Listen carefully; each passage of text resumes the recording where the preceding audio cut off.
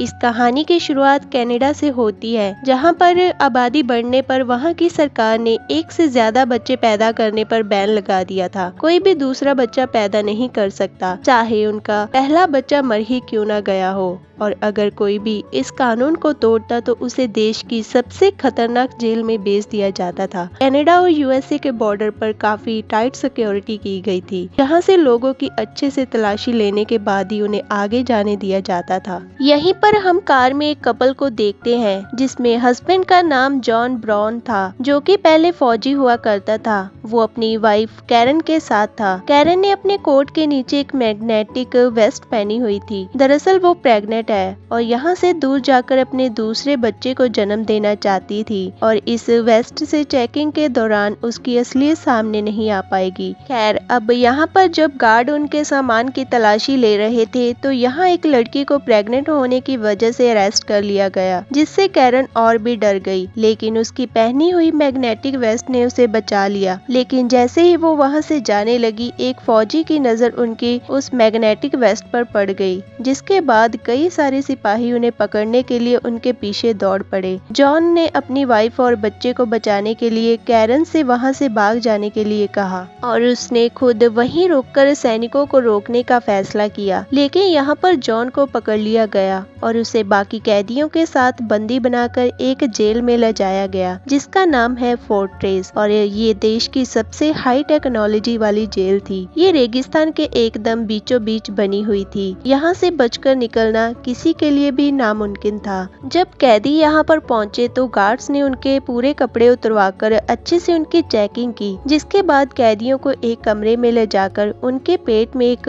Hi tech tracker डाल दिया गया। दरअसल अगर कोई भी कैदी जेल के नियमों को तोड़ेगा तो ये हाईटेक ट्रैकर उस कैदी के पेट में ही ब्लास्ट हो जाएगा और उसकी जान ले लेगा। जेल के वार्डन पोनी ने समझाया कि अगर कोई भी कैदी येलो लाइन से बाहर जाएगा तो उसके पेट में एकदम से तेज दर्द होगा, और अगर रेड लाइन को पार करेगा तो उसकी वहीं पर जान चली जाएगी। यहाँ पर अचानक से एक कैदी येलो लाइन के पार चला गया और पेट के तेज दर्द से वो नीचे गिर पड़ा। अब उसे यहाँ पर कुछ भी समझ नहीं आ रहा था, तो उसने गलती से रेड लाइन भी क्रॉस कर दी, जिस वजह से उसका पेट तेजी से फूलने लगा और कुछ ही लम्हों में तेज धमाके के साथ ब्लास्ट हो गया। जिसके बाद ये सभी कैदी लिफ्ट से अंडरग्राउंड जेल में पहुंचे, जो कि जमीन के 30 फ्लोर नीचे बनी हुई थी। जॉन को नीनो नाम के एक कैदी के साथ जेटन नाम का एक रॉबर्ट उसे एक सेल में लाया। कैदियों को बाहर जाने से रोकने के लिए सभी सेल्स के बाहर लेजर बीम भी लगाई गई थी। जॉन की मुलाकात यहाँ पर डीडे और इब्राहिम से हुई। रात में सोने से पहले इब्राहिम ने इन सभी को वार्निंग दी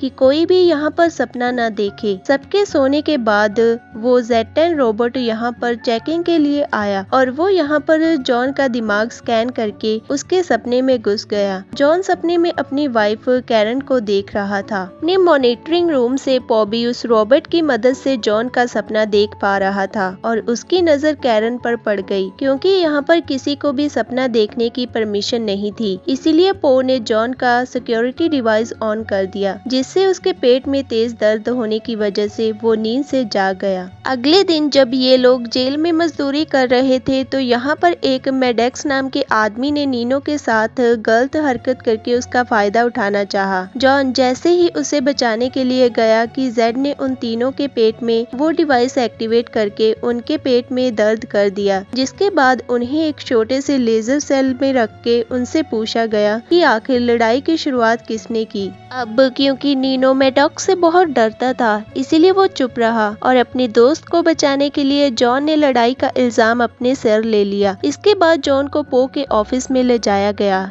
यहाँ वो कैरन को नहाते हुए देख रहा था। यहाँ पता लगा कि कैरन को भी पकड़कर जेल में डाल दिया गया था। पो ने जॉन और कैरन को बेरहमी से टॉर्चर करना शुरू कर दिया, जिसमें वो दर्द से कराने लगे। बाद में इब्राहिम ने जॉन को बताया कि फ्लोर ए और बी में औरतें हैं और कैरन भी वहीं होगी। वहीं हमें कैरन को भी दिखाया जाता है, जो कि दूसरी प्रेग्नेंट लड़की के साथ थी, और जैसे ही उसके पेट में दर्द हुआ, गार्ड उसे यहाँ से जबरदस्ती पकड़कर ले गए। यहाँ पर सभी औरतें प्रेग्नेंट थी। कैरन को शक हुआ कि यहाँ पर नए जन्मे बच्चे के साथ जरूर कुछ न कुछ किया जा रहा है। वहीं दूसरी तरफ आदमियों के सेल में मेडॉक्स मैडॉक्स ने जॉन पर हमला कर दिया। दोनों में जबरदस्त लड़ाई शुरू हो गई और कैरन भी अपने फ्लोर से जॉन को देखकर काफी हैरान रह गई। यहाँ लड़ाई मुकाबले की चल रही थी, लेकिन तभी जॉन ने मैडॉक्स को ऊंचाई से नीचे ढकेल दिया। मैडॉक्स ने किसी तरह से किनारे से लटककर अपनी जान बचाई, लेकिन पो ने ऑर्डर दिया कि मैडॉक्स को खत्म कर दिया जाए। लेकिन जॉन ने फिर भी इंसानियत दिखाते हुए मैडॉक्स की जान बचाना चाहा, लेकिन गुस्से में पो ने मैडॉक्स के पेट में लगे उस डिवाइस को एक्टिवेट कर दिया, जिससे धमाके से उसका पेट फट गया। अब इससे पहले गार्ड उसे पकड़कर ले जाते, जॉन ने बड़ी ही चालाकी से मैडॉक्स का सिक्योरिटी डिवाइस नीनो को दे दिया। इसके बाद कैरन को एक रूम में लाया गया, जहां पर जॉन एक बहुत ही बड़ी गोल सी मशीन से बंधा हुआ था। इस कमरे का नाम था माइंड वाइड चैम्बर। उन्होंने कैरन को यहाँ जॉन को समझाने के लिए भेजा था। कुछ ही देर में गार्ड कैरन को यहाँ से ले गए, जिसके बाद ये मशीन जोर जोर से घूमने लगी और जॉन के दिमाग में गड़बड़ी शुरू हो गई। ये पो का ऑर्डर ना मानने की सजा थी। जॉन के दिमाग में उसके ट्रेनिंग के दिन और उसके शादी की बातें चल रही थी। पो ने कैरन को अपने ऑफिस में बुलाया। दरअसल वे समझ नहीं पा रहा था कि आखिर 3 दिन से जॉन उस मशीन पर कैसे टिका हुआ है, जबकि ज्यादातर लोग 1 घंटे में ही मर जाते हैं। वो उससे कहता है कि देखो, अगर तुम जॉन को छोड़कर मुझसे शादी कर लो तो मैं जॉन और तुम्हारे बच्चे दोनों को छोड़ दूंगा। अब अपने बच्चे और अपने पति को बचाने के लिए कैरन ना चाहते हुए भी तैयार हो गई। जब जॉन अपने सेल में पहुंचा तो वो एक जिंदा लाश की तरह था। वो किसी से कोई बात नहीं करता था। वो एकदम गुमसुम पड़ा रहता, यहाँ तक कि उसे कोई भी किसी तरह का भी दर्द महसूस होना बंद हो गया था। दूसरी तरफ कैरन अब पो के साथ रहने लगी। एक रात उसने देखा कि पो एक रूम में कई सारी तारे अपने शरीर में लगाकर बैठा हुआ था। यहाँ उसे पता लगा कि पो को मॉडिफाई करके उसे एक एडवांस ह्यूमन बनाया गया। उसे ना ही खाने पीने और ना ही सोने की जरूरत थी और जेल में पैदा होने वाले बच्चों के साथ भी यही सब किया जाता है, ताकि भविष्य में इंसान भूख प्यास जैसी चीजों से पूरी तरह से आजाद हो जाए। ये सुनकर कैरन के होश उड़ गए। खैर अब 4 महीने हो चुके थे और जॉन की हालत में कोई भी सुधार नहीं आया था। इब्राहिम ने जॉन को बताया कि कैरन का पेट अब बढ़ने लगा है और जल्द ही तुम्हारा बच्चा इस दुनिया में आ जाएगा। जॉन ने कोई मूवमेंट तो नहीं किया, लेकिन उसकी आंख से एक आंसू टपका। उस रात कैरन ने पो को बहुत सारी शराब पिलाई और उसे बेहोश कर दिया। वह कंट्रोल पैनल के जरिए जॉन के दिमाग तक पहुंची, जहां पर जॉन बचपन में एक गड्ढे में फंसा हुआ था। कैरन ने सपने में जॉन को गड्ढे से बाहर निकाल दिया और अब असलियत में भी जॉन को होश आ चुका था। उसे सही हालत में देखकर उसके सभी साथी बहुत ही खुश हुए, जिसके बाद जॉन ने अपनी वाइफ कैरन को यहाँ से लेकर भागने में इब्राहिम की मदद मांगी और अब इब्राहिम भी जॉन की मदद करने के लिए तैयार था। वहीं जब कैरन को ये पता लगा कि जॉन ठीक हो गया है तो वो भी बहुत ही खुश हुई। बाद में नीनो ने जॉन को वो सिक्योरिटी डिवाइस दिया जो कि उन्होंने मैडॉक्स की बॉडी से लिया था। दरअसल उनका दोस्त डीडे जेल में आने से पहले कंप्यूटर में बहुत ही अच्छा था और उसने उस डिवाइस की अच्छी तरीके से जांच करने का फैसला किया। इसके बाद कैरन ने पो के केबिन में हीरे जैसी दिखने वाली एक चीज चुराई। वो यहाँ पकड़ी ही जाने वाली थी कि उसने उस चीज को अपने मुंह में रख लिया। अगले दिन उसने वो हीरे जैसी चीज इब्राहिम को देकर उसे जॉन तक पहुँचाने के लिए कहा। दरअसल ये हीरे जैसे दिखने वाली चीज इस जेल का पूरा एक डिटेल्स था। इन्होंने हिसाब लगाया कि कंस्ट्रक्शन साइट से होते हुए जेल से बाहर निकला जा सकता है। अगले दिन इब्राहिम ने उस नक्शे को वापस पो के रूम में रख दिया ताकि किसी को भी इस बात का शक ना हो।